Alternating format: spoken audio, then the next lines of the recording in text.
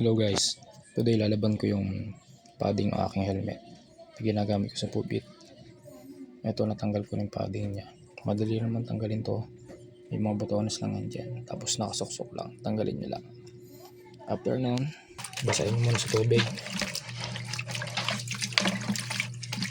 tapos banlawan mo isang beses. Ito nyo, pag banlaw pa lang, iba na yung kulay ng tubig. Tapos lagyan natin ng tubig. Ito, dalawa ka na ginamit ko.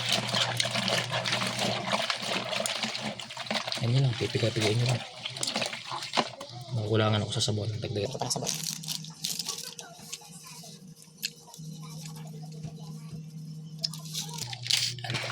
Tapos na ulit.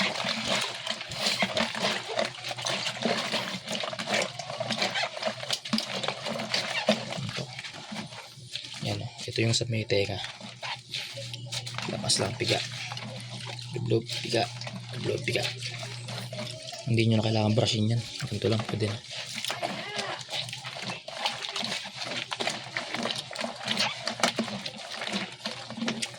Siguro ito, nasa isang buwan ko hindi nalaban.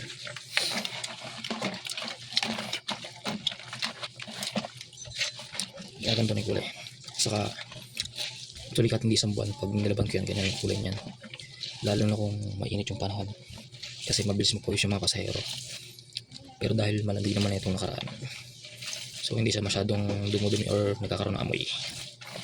Kaya hindi ko agad nilaban. Pero ngayon, nilaban ko na. Ulitin nyo lang. Hanggang sa tingin nyo is masigahan nyo lahat din. Hanggang na lahat at sumama sa sabot sa tubig. Ba, tingnan nyo na may kulay ng tubig. Amazing.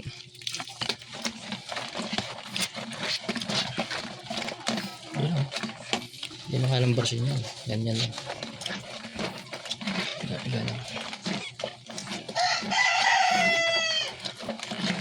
Ayan. Dito kontento na ako.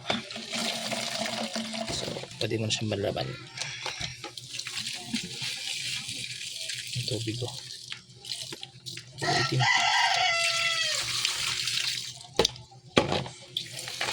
Banlawan na.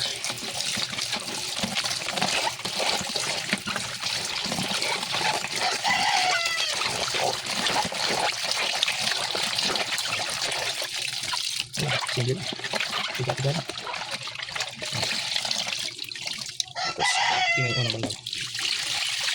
Balik-balik na.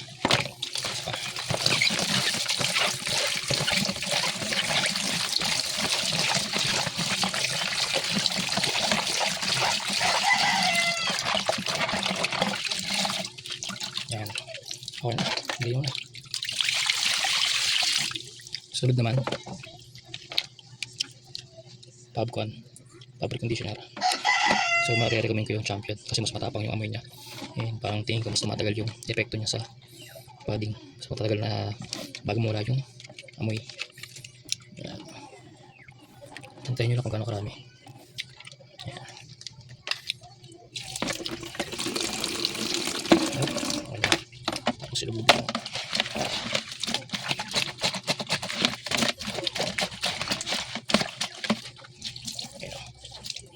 Bango na.